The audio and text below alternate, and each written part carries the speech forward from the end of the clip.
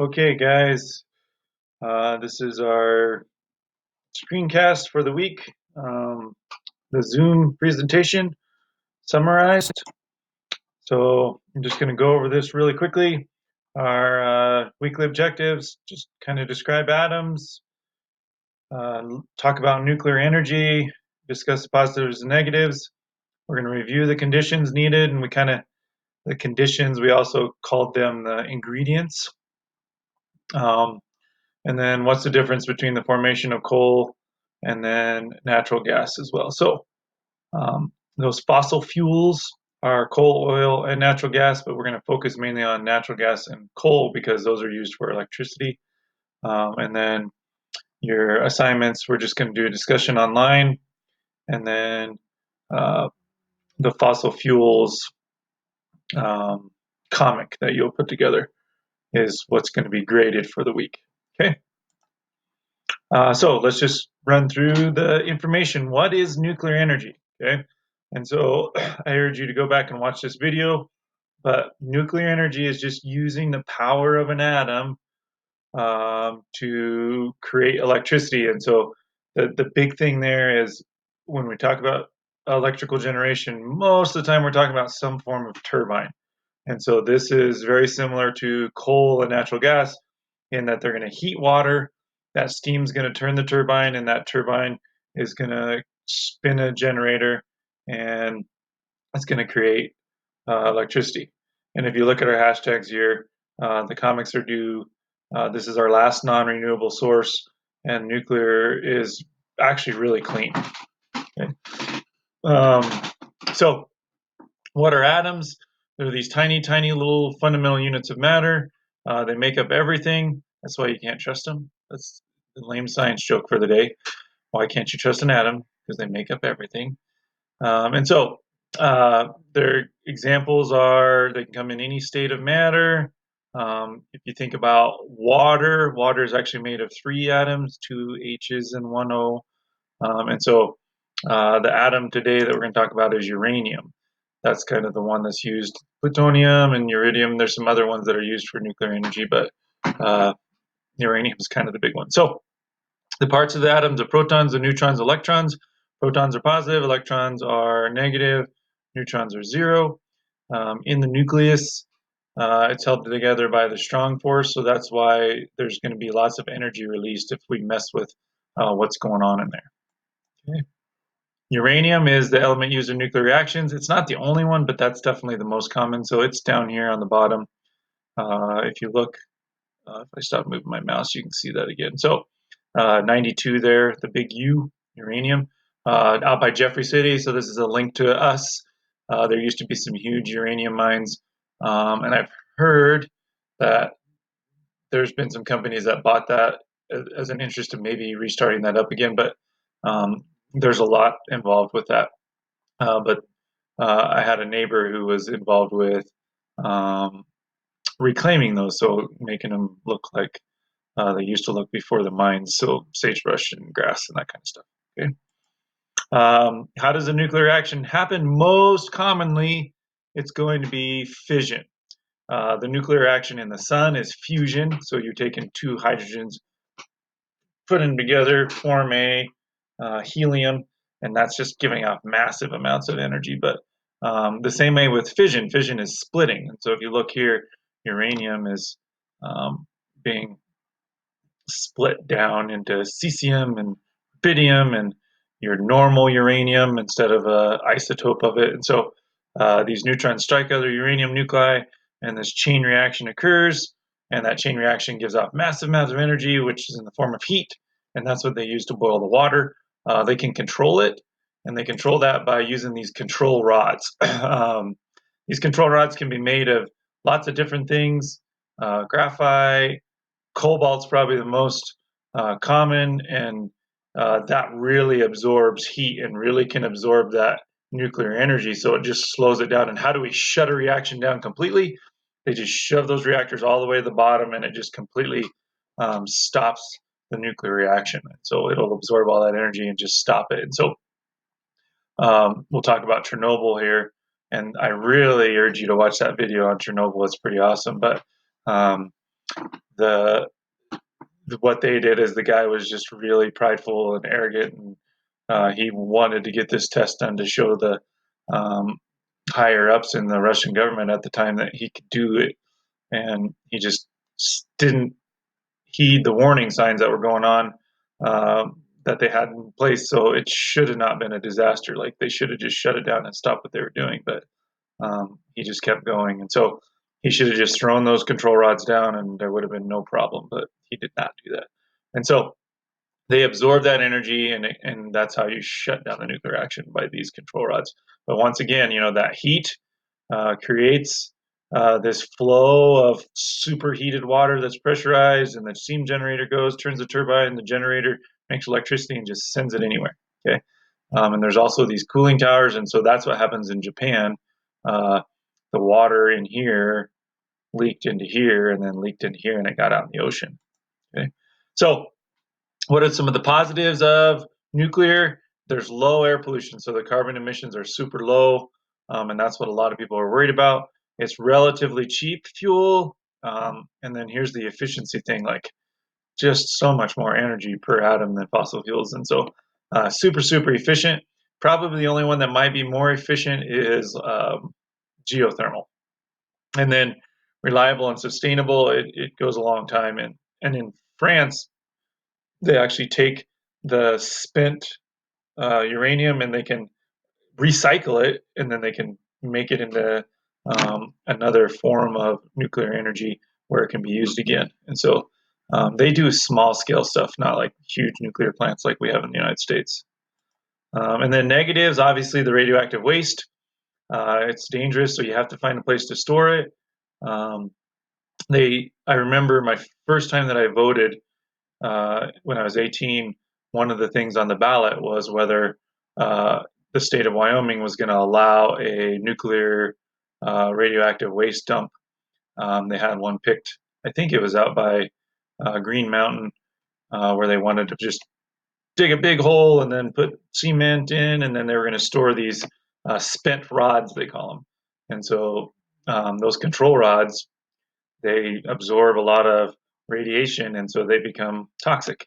And so they were going to try to do that, and I think it lost like 89 to 11% or something. So resounding no. And then nuclear power plants, the new ones are super expensive to build because they have to make sure everything is very good.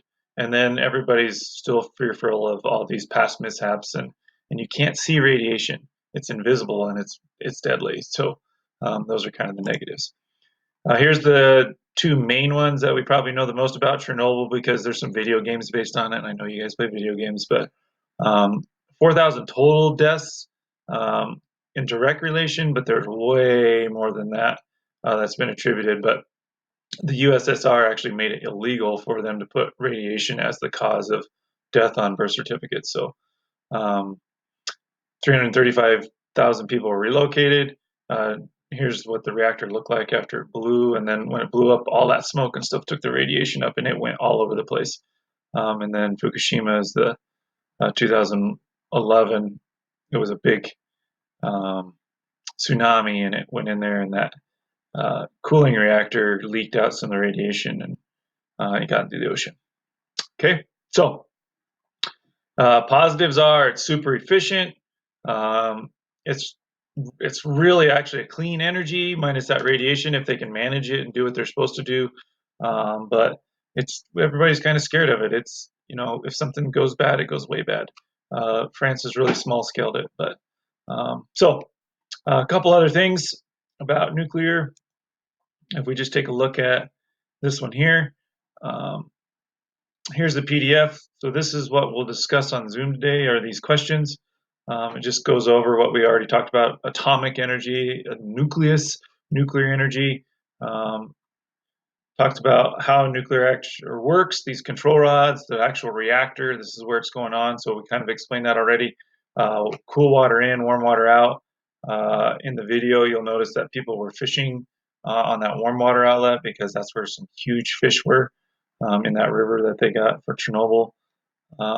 And then this just talks about the disaster. So it goes into a lot of the stuff that goes on and why it was deadly and the cost of that. So what does nuclear mean? Nuclear and atomic mean the same thing.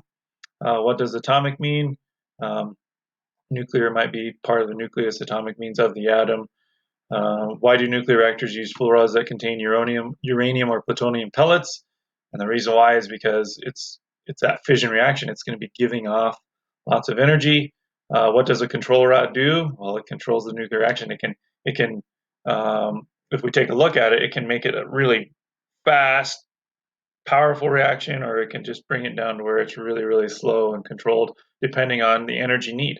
And so they can make lots of steam and make lots of electricity if it's being called on. So let's say it's a really, really, really, really hot day and a lot of people are using their ACs.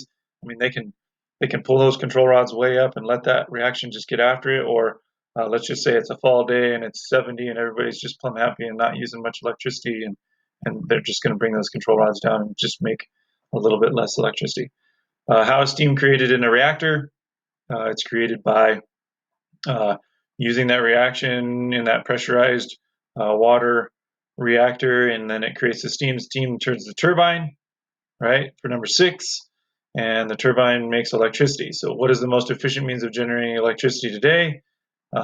We could say nuclear, and then geothermal, like they're a head-to-head battle, but of the non-renewables, it's definitely nuclear is by far the most efficient, like leaps and bounds.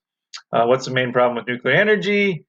That is the radiation, right? So, what are we going to do with those spent rods? What are we going to do with the control rods and all of that? Like, where are we going to put them? How are we going to store them safely to guarantee that that radiation doesn't get out and mess with our cells or mess with the environment? And so, what was the Chernobyl disaster?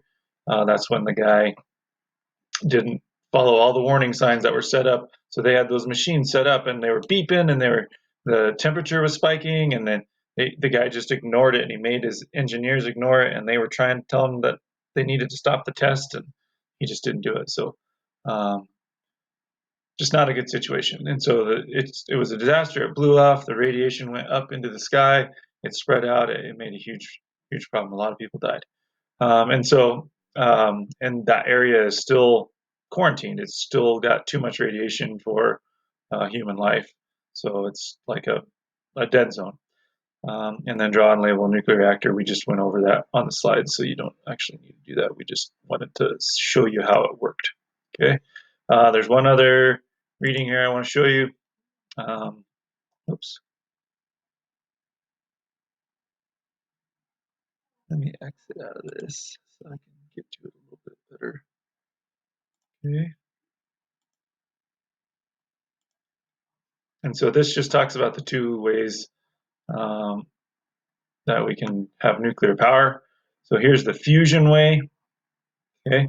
And so this is what I mentioned with the combining of atoms, which gives off massive amounts of energy. And how do we know that? Well, if you went out on Saturday, you probably got a sunburn. And the sun is literally millions of miles away. That takes 8 minutes for that sun ray to get here from the sun, and it still can burn you. And so it's just crazy how much energy that those nuclear reactions, you know, millions and billions of nuclear reactions going on all the time in the sun. Um, if you guys have Netflix, you can watch the Magic School Bus when they go and visit the sun is one of the episodes, and it's really cool. It just talks about all the stuff that goes on there. And then fission, this is what we use in the nuclear power plants. And so this is what Mr. Robinson put on those slides. Just talks about it and just talks about it splitting, and it's giving off energy, and we use that energy because it's in the form of heat, and the heat's going to boil water, it's going to create steam, it's going to turn turbines to make electricity. So it's pretty cool. Okay. And then last thing on here is your assignment. And so if you click on here, it'll open up your assignment. It's already on Classroom. Watch that video. I go through how to use that website. Kind of use this as your example. You have to tell me what you're doing. Make sure you put the title on the top there, the formation of coal. You can choose that one, or the formation of natural gas. You have to choose one of those two, coal or natural gas. Okay, and then just go through the process. Okay, the difference between coal and natural gas is coal started with peat, which was swampy bog plants. And then natural gas started with aquatic or ocean animals and plants, that phytoplankton or zooplankton. And then remember we have pressure and sediment and heat and then time. And then what do we use them for? Okay, in the end. So pretty simple. Just have fun with it. Like you said, it's kind of goofy.